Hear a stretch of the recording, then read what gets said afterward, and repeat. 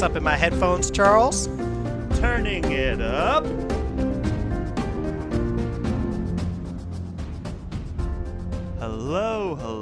Hello, everybody, one and all. Welcome to yet another very exciting episode of the Friends Talking Fantasy podcast. My name is Charles, and with me today, as always, is my lifelong friend and co-host, Dylan.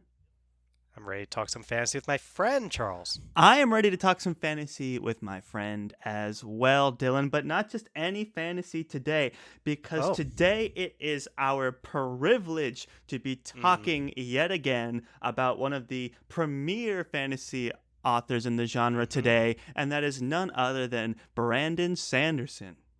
Yeah. I feel like we don't talk about Brandon Sanderson as much as I would like to. That's what I'll say. We've talked, and that's said knowing that we've done many episodes. If you step back and think about Brandon Sanderson, right? Like we did our Mistborn Buddy Reads, which so we're very early on in the podcast and are not the work I'm necessarily most proud of. But if you really like those books, maybe check those. Maybe but we've already talked about them with things like Mistborn, Are the Magic System, stuff like that. But I don't know, it just still feels like we don't talk about him as much as we'd like to, given how much we love his work. So I'm really pumped to get into this, Charles. This kind of came to my mind this episode, which, if you've read the title, is Where to Start with Brandon Sanderson. And it's going to be basically exactly that. It's going to be us going through different options for where to start with Brandon Sanderson in terms of this is a man who writes books, I feel like, faster than I can read them. Yes. And it's true. Yeah. And there's so many options, and it can almost be overwhelming. It's like looking at a giant menu and everything on it will be great, but you just don't know what it is that it's your first time in the restaurant maybe, and you don't know what you actually want to go with. And we want to help make that choice easier by at least giving you more description of a bunch of your options that we think would all be potentially great places to start with Brandon Sanderson, and tell you why this might be the choice for you. So yeah, that's pretty much what we're in for. This will be spoiler free too. This will be spoiler free, so keep this up in your headphones. And this is a great question because only in the past, Brandon Sanderson's been writing best-selling novels for like over a decade now. And so maybe at one point it was more obvious which of his books to start with. But now that you have, here's like 3 or 4 different series that are all like New York Times bestsellers and critically acclaimed. It's like, okay, how do you decide? And Dylan, you could argue that this show started with Brandon Sanderson as well as our first ever buddy read. And I think it only makes sense that we come back now, bring Sanderson back into the conversation, and this time throw out some reading, like beginning first book recommendations for people. Because look, there's the ones in the headlines now. There's ones that every fantasy fan has been recommending for over 10 years and sifting through it. And that's what we're here to help with today. So, Dylan, I think we have to just start with the one that started Friends Talking Fantasy. Can I mention something? Yeah, can I mention something? Which is that Brandon Sanderson on his own website actually has a page that is focused on this topic too. Yes. It is, where do I start with your work, Brandon Sanderson? And because he's Brandon Sanderson and he is so amazing about engaging with the community, he has answered this question in the way he sees it, and it's a super helpful resource that Charles will I like to say, we'll put it in the episode notes, which Charles knows that means Charles will put it in the episode notes in case you want to check out what Brandon Sanderson has to say about where to start with his work. And yeah, we think that that'll be an awesome resource. But we also want to talk about where we, as readers of Brandon Sanderson's work, think might be great places to start to. And now, there you go, Charles. Great. You got it. Thank you. Yes, and that's very well said. Sanderson's website is prolific with all kinds of information, and it's no surprise that Where Do I Start is yet another one of his many articles on his blog. So check that out. And the one that, no surprise, makes that list pretty close to the top, and the one that was the first series that Friends Talking Hmm. Fantasy had ever read and discussed, and was my first Brandon Yeah, Sanderson experience as well. And mine Dylan, too. was it yours? Yeah. So Yeah. it was Dylan's experience as well. So a lot of firsts for us. So we have to start this episode by recommending Mistborn. And the first book in the Mistborn Era 1 trilogy is Hmm. Mistborn The Final Empire. Right. Yeah. So this one is one that pretty much, if we don't know anything else about your taste in fantasy, and you're asking us, where do I start with Brandon Sanderson's work? We're not allowed to know anything else. We'd probably recommend Mistborn, The Final Empire, because it, I've heard Brandon Sanderson say about it, it has a little bit of everything. It's kind of an just amazing way to see what Brandon Sanderson has to offer across all the different aspects of storytelling. It's pretty much everything in it is going to be at least very good, I feel like. And then there are certain things that are things that Brandon Sanderson is known for in particular, like magic systems and plot twists, and those are just absolutely incredible. I would say the Mistborn magic system, or magic systems, really, are our favorite, probably in the entire fantasy genre. Fair to Mhm. say, Charles. Fair to Uh, say? and then the yeah, these plot twists and the way that Sanderson builds toward them, and then the thing that's come to be known as the Sanderlanche, which Yeah. is where Sanderson ties all of these threads he's had loose for you, asking you questions about throughout the each of these novels. He'll just pull them all together at the end in an extremely satisfying way. And that is, yeah, it's a big thing that he's become known for as an author, and you're going to get that in Mistborn too. So, I mean, this one came up as one of our gateway fantasy recommendations as well, Yeah, and that's and where I was yeah, going with like, this a lot. I think, this was what we talked about in our very first episode ever was these gateway fantasy series. And I think a lot of people that are curious about fantasy, they have some of these reservations of like, oh, the books are usually like really long and it's this like long series and it's hard to follow mhm, and the lore of the story. It's like I just usually read one 300-page book and it's a full story and I'm done and I move on to the next one. And it's hard to know if reading a fantasy series, which is an unusually high investment, I'd say on right. average for a genre to just pick up a book on your vacation to read. But Mistborn is one we are very comfortable recommending because we know it pays off. We know it's It three books, delivers. it's tight, it reads fast, and it delivers on the story and in the conclusion. So that has always made it a standout for us. And there's other series on here that aren't finished yet or things like that, which you can recommend Mm, and they're best-selling works, but sometimes just right. want to know you're going to start something and the end is in sight and it's going to be worth it. And that's why Mistborn makes it very early on in this list. Highly recommend. If you haven't read it, if you're interested in fantasy, you got nothing to lose, give Mistborn the Final Empire a try. Well said, Charles. So this one is a great place to start, not just with Brandon Sanderson, but with the fantasy genre in general. Yes. And yeah, well, the Mistborn, awesome. The Shall we move to the next one, Let's do it. Charles? The next Yeah. possible starting point? Let's do it. Yeah. So this one is Elantris, is what we have here, and Elantris is Brandon Sanderson's first published work. So it's also the first book in the Cosmere, which is Brandon Sanderson's sort of uh, like I guess expanded universe, or however you want to speak about that. Kind of like you could think of the Cosmere as the way that there's this Marvel cinematic universe Yeah. going on, and all these different stories are taking place in different areas of it that may like only loosely tie together. Well, that those have gone pretty far to the point where there are those Avengers movies and stuff where they got very tied together. Yeah. But the Cosmere is kind of Brandon Sanderson's version of the Marvel Cinematic Universe, and it all starts with Elantris.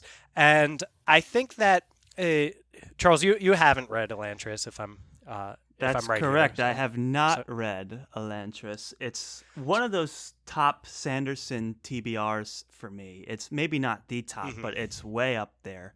And I'm right. because I'm typically when I'm someone reading a new author, I enjoy going back and going like chronologically in terms of date Hmm. published because I like to watch the progression even if like maybe these stories don't progress over Mm, time. I like to read the progression of the author because you get the right. sense of how they've developed as a storyteller. So I was always tempted to read Elantris, but Mistborn was just so loudly recommended that I had to read that one. But Elantris is one that's way up on my TBR. Charles, I'm so happy you went there because pretty much the reason I would recommend Elantris to someone would be as the starting. I would recommend it in general, of course, but as a starting point for Brandon Sanderson's work would be if they see themselves as the kind of person who really wants to start at the beginning with an author's work, with the Cosmere in this case, and see a writer evolve from there. Because I think like Elantris, it for me, it's a very good novel because everything I've read by Brandon Sanderson would at least meet that criteria, and it is also oh, it's not as good as something like Mistborn for me because you can see Brandon Sanderson's growth, but and he'd say that himself too. Like I've seen him describe like, hey, if you're gonna start with Elantris, that's a great point. Just know you're dealing with, he said, baby Brandon Yeah, in that it's case. like when we Like you're dealing with recommend an our author who's Mistborn still episode. It's like just yes, be yes, yes, aware yes. you're dealing with baby friend stocking fantasy. Although Exactly. our we were way more rusty at podcasting than Sanderson was at writing at the time Elantris That's was true. published. Yeah. But Well, Sanderson wrote a ton of books. I don't know the number off the top of my head, but I think it's in double digits. Like, don't quote me on this, listeners, but let's say 14 or something like that books before he actually published one. mhm. So, that'll give you a sense that this is a guy who honed his craft a lot before he got to Elantris, and that's still clear. It's still an awesome novel, and there are people out there who like it more than things like Mistborn. I personally do lean toward Mistborn, and the reason I would say if you see Elantris as a starting point, for me it'd be because you want to start at the beginning, and then I would say if you have the experience that most people have with Sanderson's work, you'll find a lot of his later stuff to be even better. Very well said. And I think we're ready to move on to the next book, right?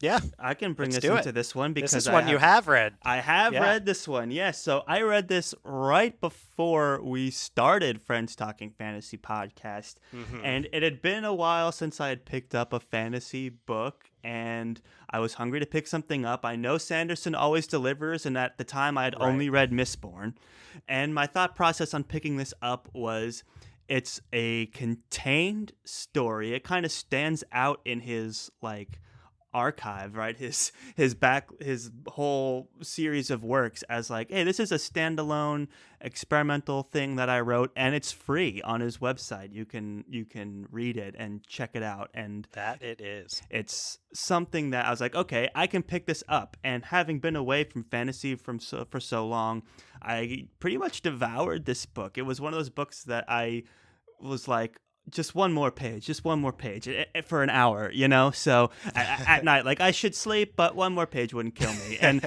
that was my experience with Warbreaker. So I think, with fantasy, if you're kind of intimidated by this idea of like, a 10 book series with thousands of pages in each book, Warbreaker is one that can easily be picked up and read. If you have like oh, I've got a 2-week vacation on the beach, like this would be a great one to pick up because you can read it, enjoy it, go home afterwards, and to get you don't have to be obligated to keep reading. You get the full story, and the Sanderlanche was there, I would say, and the characters are fun, magic systems are fun, and that's why I would recommend it. And I think it would be a good place to start as well because it's a standalone, self-contained Sanderson experience, and if you're looking for a bit less of a commitment, it's a great place to start. Yeah, that's so well said, Charles. It's a really so first off, one of the great reasons to start with Warbreaker is you can go get it for free, Yes. which, Yes. like you were saying, that's hard to beat that in a lot of ways. I think Warbreaker, the premise around sort of this color-based magic system is really interesting in that one. Yep. It is, yeah, and it stands out because you think like, Mistborn, for example, it all starts with ash fell from the sky, and it's very this dark, dreary world. Mm. And Elantris is kind of some similar dreary elements to it. Sanderson always provides hope in his writing, so it never feels like grimdark or anything like that. Like it's always hopeful and fun a lot of times too. But the settings a lot of times are pretty dark and dreary. And Warbreaker stands out for me as just like even if you look at the cover, there's like this rainbow swirl, at least on the Right. one that I have, coming out of this woman's mouth, and this interesting like breath is the magic system there. It's just like interesting, colorful looking world in a lot of ways, and it is it stands in stark contrast, all of that color, to a lot of these more like a dreary feeling settings, and in a lot of ways it feels more like I guess self-contained is did you already say that, Charles? Yeah. Like I you touched on it. yeah, I think that's a big reason here too is it's a standalone. There's been talk about Sanderson revisiting to write a sequel, but right now it's just standing alone, and I do think it's a stronger book. It does come later than Elantris, so I think it's a stronger book than it is Elantris. And I'd probably, if you were like, I want a standalone novel by Brandon Sanderson, and I and I don't want to pay for it, then Warbreaker is a fantastic choice for you. Sanderson also recommends it with if you really like romance. He says I'd say it is the book that's most focused on romance of any of Sanderson's work. I don't want to say how because I that would be a spoiler. But I'll say yeah. I do like the two characters or the two main characters I should say that you follow viewpoints of stuff to, or like these two like interesting, very contrasting princess characters. I think a lot of people would latch on to. So, yeah, Yeah. it's a good one. Yeah, I'd Warbreaker also for say, sure. if you're really looking to deep dive in the meta and if you're a prospective writer, you can go to his website and he has multiple versions that you can download. And he Mm. puts notes next to him, like version one, like, warning, this was my first attempt. It's very rough. I cut a lot of chapters out. And then with each version from 1 all the way to 6.1, he details some of the changes from very small changes I've tweaked to medium level fixes. He gets into the detail. So if you want to see how a book is written and how much progress he goes through from version 1 to 6, this is like a unique experience that not a lot of authors kind of lift the curtain in a way that Sanderson does. So in that sense, just from an academic standpoint, it would be a really interesting just case study to look at is the process of writing and releasing Warbreaker. It's a very unique novel in that way. Well said, Charles. And those options are available to, or maybe not that exactly, but options to learn a lot about the writing process are available to people with all those annotations that he's done for Yep. Mistborn, for example, Fantastic. Yeah. and with all these amazing lectures that Brandon Sanderson posts on his YouTube account. Like he teaches a class at BYU about Yeah. writing. So It's hard to this imagine that a is, guy who's prolific of a writer as he is yeah, also a prolific blogger, YouTuber, professor. It's like, yes, he's what is this? everything. Like, this guy just doesn't stop. It's amazing. He's so forthcoming with all of his knowledge and experience, and Yeah, I I've really seen people respect him post. and admire him as an author. Yes, I mean, as someone who does so much for just the genre in general, he's also a podcaster, Charles. He's one of our I did not know colleagues. that. That was hard to say without laughing. Yes, writing excuses is a podcast he does with some other really impressive writers like Mary Robinette Kowal and I think it's Kowal. I think. Huh? Apologies for that. And then Dan Wells, and Say Howard the Taylor, name I of the think is another one. podcast one more time.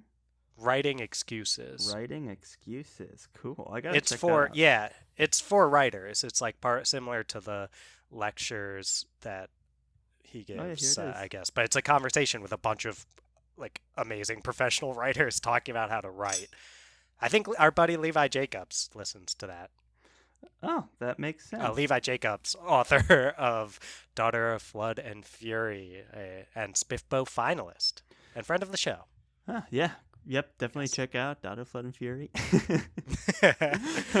Yeah, that's a Lord Grumpy Dark would appreciate that's a that plug. great place to start with Levi Jacobs, but That not is the a only great option. place. Just no. So let's continue. Dylan, this is Yes. a series that I have not read, so I think it would be more appropriate if you brought us in. Yeah. Well, this is the Stormlight Archive, which is it begins with Way of Kings, and if you've heard of Brandon Sanderson, you've probably heard of this at least. Mm-hmm. And this is buried a little deeper in our where to start episode here, which is surprising for something that keeps hitting #1 on the New York Times best-selling Yeah. list, right? And that's because it's it is a huge investment to get into Stormlight. And Brandon Sanderson would say himself that it doesn't do a lot of the things that you would expect from a writer who's like trying to instantly grab you and bring you in and get you invested right away and all this kind of stuff. He would say that he's leaning on some of his earlier success and saying like you're going to trust me here that I'm going to deliver because I mean he probably wouldn't say it this way because he's too humble, but I can say because I've delivered a bunch of times before and you know that and you know people like this and you know people like my work. That he would never say it that way, but it is yeah. So, and he does deliver over and over again in these, he calls them Chihuahua killers of, because they're just giant books that you could do some damage with. And they are epic fantasy in every sense of that word epic. Big, sprawling, like so many characters, so many point of views, so many awesome things happening and incredible world building. Some of his best characters, arguably his best work overall. So why would you potentially not want to start with something that and his most acclaimed, I would say as well. So why would he not? Why would you not want to start with this potentially, despite all these amazing things? It's that investment, and it's the fact. It's like it starts with a prelude, then a prologue, then we get into it. It's like those kind of things start happening. And if you're someone who's never read Brandon Sanderson before, you might be invested in him because you've heard so many incredible things about him. You've probably heard us say that word over and over again to describe him. Incredible. Like you are bought in because so many people seem to really like this guy's work, and then you pick up Way of Kings because you're into epic fantasy, then you might be all good. But if you are a little unsure if you want to get into like 1,000+ page novels without having read anything else by Brandon Sanderson yet, then we have a lot of other options here that will maybe be things to dive into first to make sure that Sanderson's work is a good fit for you. That's well said, Dylan. As someone who hasn't read the book, my perspective, I pretty much understood that was the vibe of what you're describing. I had mentioned when we were talking about Elantris that's like, oh, not the top of my Sanderson TBR, but near the top. And that's because Stormlight and Way of Kings is the #1. And I would say that it's one of the biggest gaps in my reading experience as someone in the fantasy community. And I think the reason I haven't picked it up yet is one, it's a massive tome, and to dedicate the time and resources to featuring Stormlight would put a halt on all these other series that we've already committed to on the show. So it's a top priority for me, but just the logistics of getting around to it have delayed it. That's the magic Charles word. Logistics. That being said, he said it, everyone. That being said, I would be comfortable being like, look, if you want to read what is currently trendy and hot, both with Brandon Sanderson and in the fantasy community, the latest book in Stormlight just dropped a few months ago. So this is currently at the top of like best-selling lists. So if you want to be part of the conversation today in 2021 talking about the latest releases, this is Sanderson's latest, hottest work. So in that sense, it is a great place to start. And if I was going to pick up another Sanderson book, I would ideally like it to be Stormlight, but if I only had a few weeks, then maybe I would do Elantris. But Stormlight is way, way up there. So I'm excited to read it. I'm like, the way I understand it is he's like even come further as an author as you would even think possible. Someone who's already prolific with things like Mistborn. It's like, oh, he's gone even further with this one. And it feels kind of like a magnum opus kind of work. So in that sense, I'm very excited to pick it up. That's all very well said, Charles. Magnum opus is a good way to describe it. It does feel that way. I mean, we'll see this as a guy who's he's going to keep out so he'll many just other write books. this is my second magnum opus now. Exactly. Let's not limit Brandon Sanderson to merely one magnum opus here, Charles. This is I would never. Yeah. So, it's I mean, I've been thinking maybe it's good for us.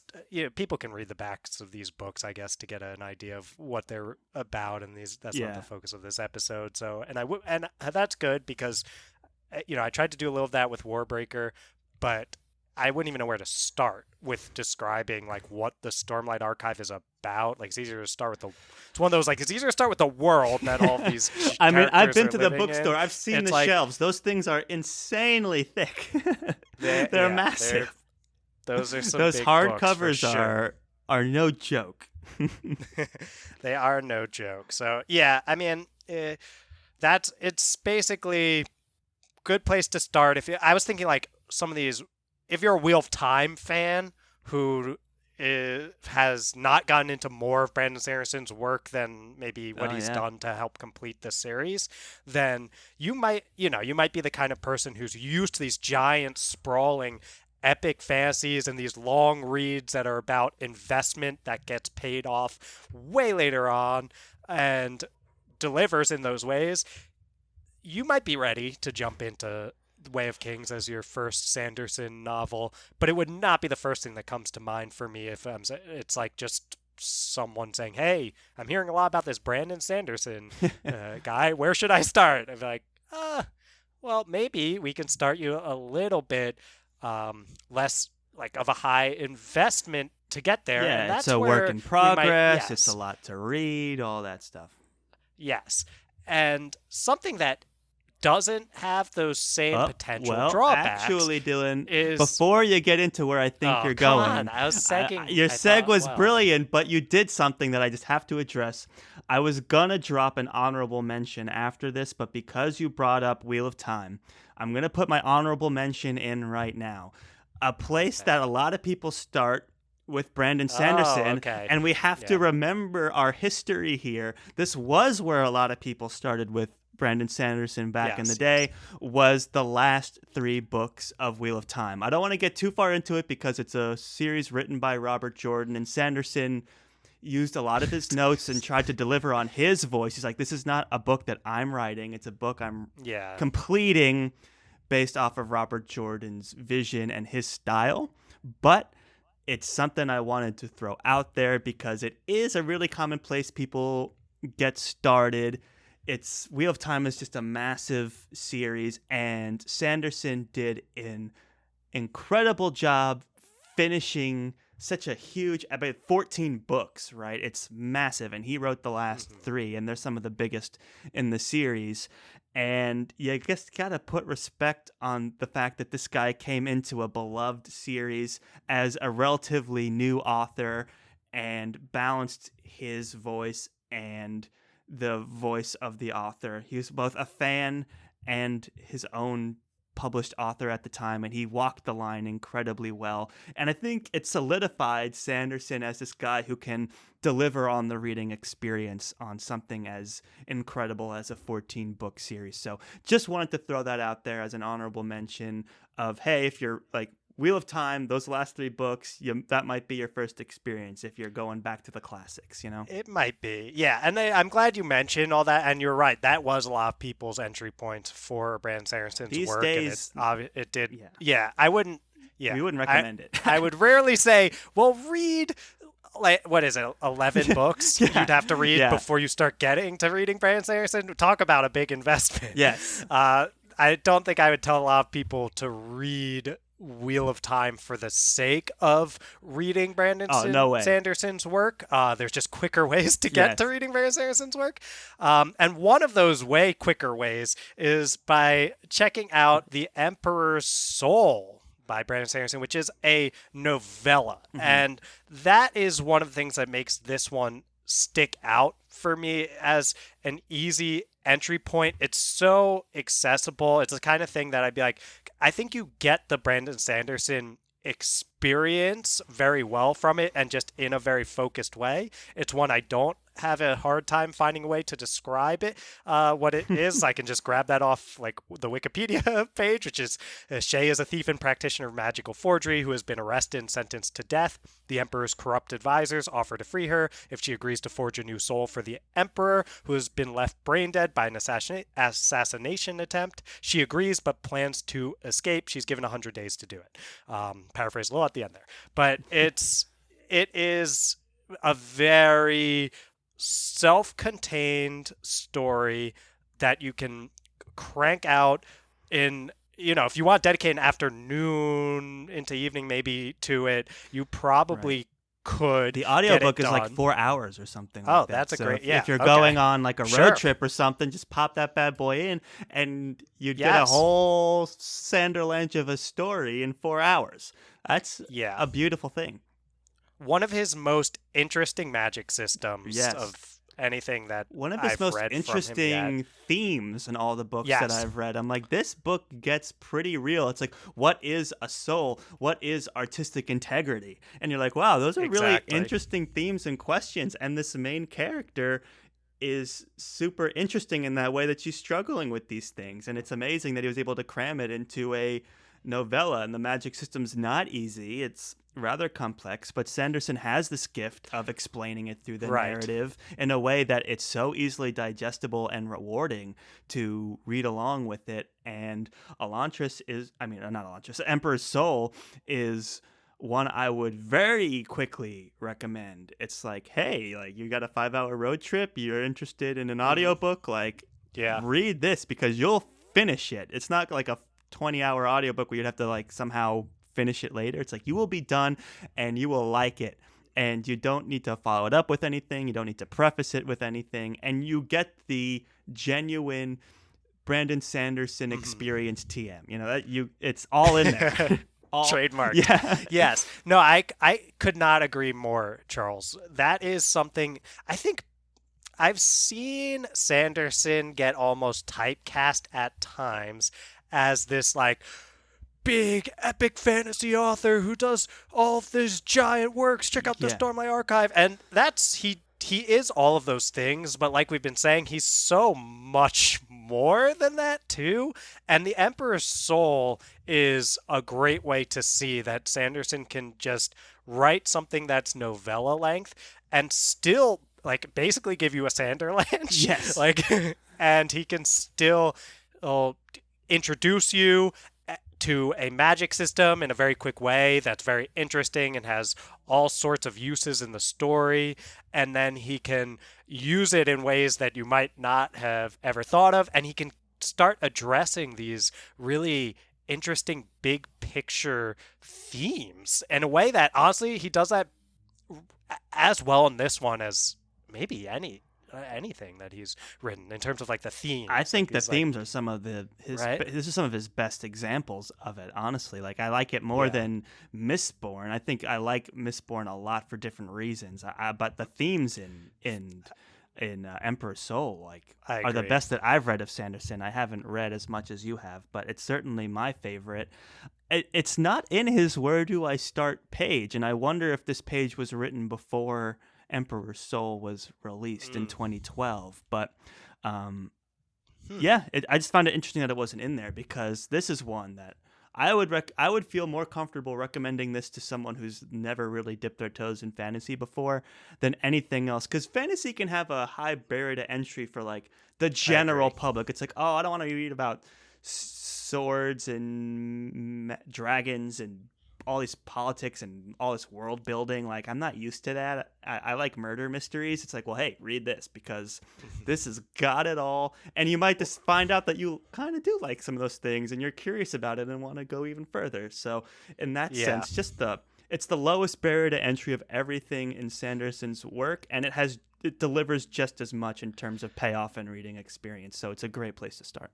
I will say, Charles, ever since we read this a while back when we read it for our buddy read episode Mm-hmm. discussion with Ben and Jake from Fantology over at Fantology Podcast. Who, Yep. you probably heard us say this already, but they're a fantastic podcast. We've done some collabs with. Check them out if you haven't yet.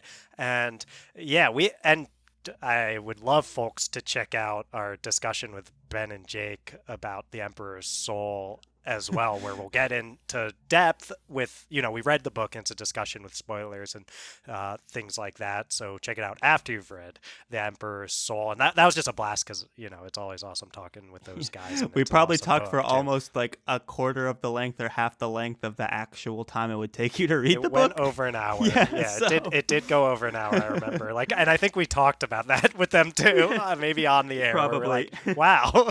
And that's because those themes are so strong. I feel like in The Emperor's Soul that it just, you could talk about the things that Sanderson explores there around these ideas of was a soul, was a person, was it those kind of things. You could talk about that for hours and hours and hours, and much longer even than the book is, and that's a sign of an incredible novella. So Absolutely. yeah. And absolutely. So this next one, Dylan, our last one that we've recommended, this one is kind of I think, unique pick to you, because it's so new and it's so different, and it's not one that I was really familiar with. So I will let you take the lead, because you have kind of been championing this book on social media. I did. Yeah, I think it's amazing. It's called Skyward by I almost said by Brandon Sanderson. I'm so used to doing that. It is by Brandon Sanderson, the person that we've been talking Dedicated about. this episode to. Yeah. Yes. So I'm halfway through this book right now. It's actually the reason why we started recording this episode, because I was like, this is an incredible novel. It's very different from a lot of the other stuff that he's written. It's much more recent. It came out in 2018, or much more recent than most of the other stuff we're talking about. Than the in terms beginnings of these series. Of all the beginnings. books Well that we've said. proposed, it's the most recent. By far, the Even most though recent there's of this. in these works, in Rhythm of War came out Rhythm recently. of War came out recently. Yeah, right. Rhythm of War came out in 2020 Yeah, or 2020, I think. Yeah. So, yes, but in terms of the first book in a series, Skyward came out most recently of anything that we've mentioned here, Yes. and it is a young adult science fiction novel, which is not really the first thing that comes up for people when they think of Brandon Sanderson's work, I would say. Right. And it is so good, dude. I'm loving it so much. It's one of my favorites of anything I've read by Brandon Sanderson. It has so I'll try to give a little. It's basically about a young woman who wants to become a fighter pilot in this science fiction rocket ship fighting aliens type world. Got it. And yes, and that young woman is named Spencer, and she I might get some flack for this, but maybe it's late enough in the episode where not everyone's hearing it. So Spencer is perhaps my favorite character of any I've read in a Brandon Sanderson novel. And Wow. I've read, I mean, You've read Mistborn. You've read yes, Stormlight. right up through. I haven't read Rhythm of War yet, but the fourth one, because it came out after we started doing FTF podcast. But that being said, yes, I've read 3 Stormlight books. I've read everything else we've talked about today, and Skyward stands out to me as a fantastic place to start because the character work, it's so much more focused than any of these other books in terms of like it's first person narrative, which we're not used to from Sanderson. I could be wrong, but I don't think any of these other ones are.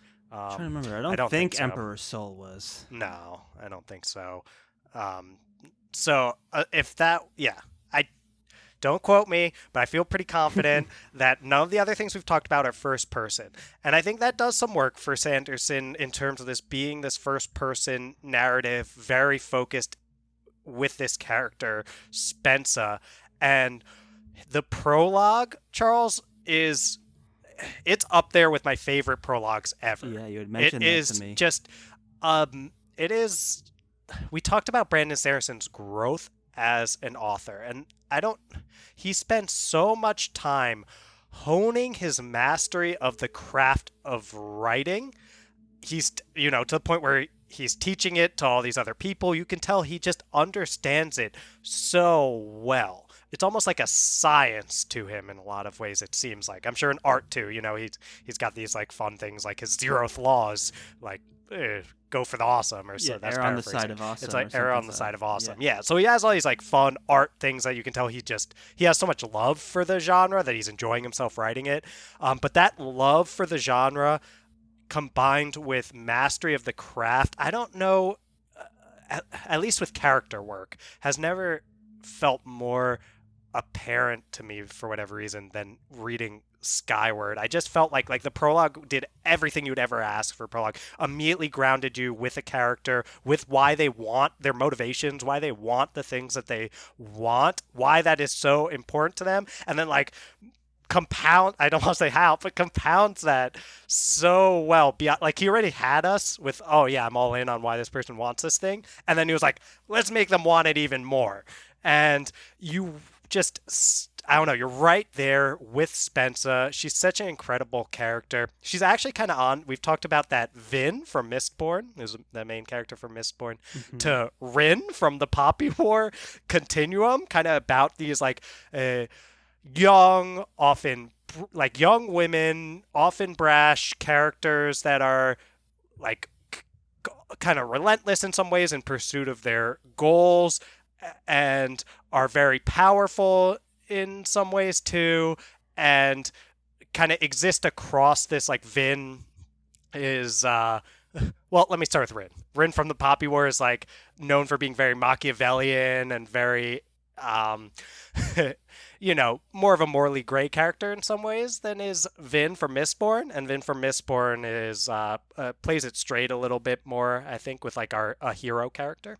And I would say Spensa exists along that continuum too, but I actually do find Spensa to be a little further toward that, like she's still Sanderson hero, but like a little bit more toward that Rin end of the continuum of being a little more like willing to do bad things and things like that, and like losing control and things like that too. And she just feels so real. She feels more real than I think like maybe any other Sanderson character, which is very high praise. Like there's lots of Stormlight has lots of incredible very real feeling characters. People like Kaladin and stuff like that. So, and Dalinar is incredible, probably my favorite in Stormlight. But anyway, sorry, Spensa is so good, dude, and the prologue is amazing. I'm only halfway through, but assuming it delivers in the end, it's Sanderson, so I don't know if there's anything more confident I am in this world than that Sanderson will deliver a good ending, Yeah. and I feel very good he'll do that. I'm loving this book. So as a place to start, I would see it as being like, don't expect it to be the thing that will tell you like what Sanderson is all about, because it's different in a lot of ways because it's young adult and there's certain things he's not going to do, because it's young adult, that he would do in other books, and it's also science fiction. So it is. Sanderson is well known for his epic fantasy, and most of what you'll read by him is like that if you read all his books. This is different, but the fundamentals of his masterful storytelling are entirely there, and in some ways I'm enjoying this as much as like anything I've read by him. It's so good, dude. Yeah. Yeah, I mean, it sounds like you have a lot of very strong opinions about it, so that's fantastic. I mean, look, what's got my interest peaked is your forthcoming praise about it. That's so rare. I think the last time I heard this much praise was about Poppy War, and that was that was a great read as well. So, and maybe Catherine Voyage is another one that I haven't read that you've given some praise to, especially around the end. By Robert V.S. Reddick. By Robert V.S. Reddick. So this has now made it onto that list of like, okay, these are the Dylan praise books that earn themselves a notch up on the TBR. So you've piqued my interest. I mean, your endorsement combined with Sanderson's history, and I love science fiction as well, and it's been a while since I picked up a science fiction novel. So yeah, man, you do a lot of good there. And it being a young adult novel, that actually is kind of appealing in some ways to me, where it's like, okay, I kind of know what I'm getting into. It sounds like it would be a lot of fun. So I'm interested in all those ways. So thank you for bringing the Skyward to my attention. For sure. And Charles, you'll immediately, Spence is so proactive. Dude, you'll immediately, as soon as you start reading this, when that does eventually happen at some point, because it's a thing I'm gonna push until eventually you read it. I may just have to sneak the prologue in, so I at least know what's going on. Dude, that would be a good idea. And you will immediately see why Spensa is so appealing to me as a character, because she's basically like a young adult version of Rin from the Poppy War. A young adult version of Rin from the Poppy War if it was written by Brandon Sanderson. Yeah. That's basically what this character is. I got it. And yeah, she's so good. It's like, yeah. And I think it's just, for me, it's like, the thing I think Sanderson's grown the most on, where I've read a decent amount of his work at this point, I think, is character. Like, and this is in a lot of ways, this and Stormlight too, in a lot of ways, are his culminations of all of that, honing his craft and mastery of storytelling. And it's so good to see it. Sanderson has so many more stories to tell. So I think like Skyward in some ways has reminded me, like a guy who is already so amazing at something that he can keep getting better in some ways. Like, I don't know, it's amazing. Wow, that's great. I mean, coming from you, from knowing you for so long, I recognize this is something that listeners, your ears should be picked up by this talk about Skyward. So we will definitely keep that in mind. But man, so many great works from such a prolific author. Yes. Many great places to start, and if it seems overwhelming, just pick one out of a hat, guys. You cannot go wrong with any of these, and that's what makes Sanderson one of the obvious choices to be carved into the bust of the fantasy Mount Rushmore. So, dude, I love when we mention the fantasy Mount Rushmore. He is on there, no doubt. So, Sanderson, so many great starting points. Give them a try. I know a couple are on my list to try, because you can never not have a Sanderson work on your TBR. So, well, you basically mentioned earlier you're like, this is high on my Sanderson TBR, and that's one of the amazing things about this. I have like, a Sanderson you can have your TBR own separate, isolated from. So like on the regular TBR, there's like, work on the Sanderson is just on there, and then you have the parentheses C Sanderson TBR, and then you go over and you're like, okay, Stormlight, Skyward, Elantris, cool. So Right. it's a Yeah. lot to take in, but the point is, guys, you cannot go wrong. Always a pleasure talking about the Sanderson worlds and community. Always a pleasure talking fantasy, especially with my lifelong friend and co-host, Dylan. Right back at you, Charles. It's always an absolute pleasure chatting with my lifelong buddy about, yeah, I mean, Mistborn's one of those series that's had so many firsts for us, and Brandon Sanderson's one of those authors that has had such an influence on us as readers and Yeah. now podcasters. We've been So, talking about yeah, we Sanderson got- for a yeah. decade, so it's been Yeah. really great being able to find new ways to talk about his works. Exactly. It's always a good time. And listeners, I hope this was helpful. I don't know who's like it could be some folks who are longtime listener or longtime readers of Sanderson's work. I hope this helps you conceptualize these when you're recommending them to your friends and telling them to go start Sanderson Yes. and trying to fit those in. And for then the people coming here, which is like such an honor that there might be people coming here who have not yet read Brandon Sanderson's work, and we have a chance to influence where they go with things. Yeah, wow. God, that's so exciting to me. So I hope that this was helpful for any listeners out there. Or Well all. said. Here's hoping that this becomes a helpful resource for someone out there.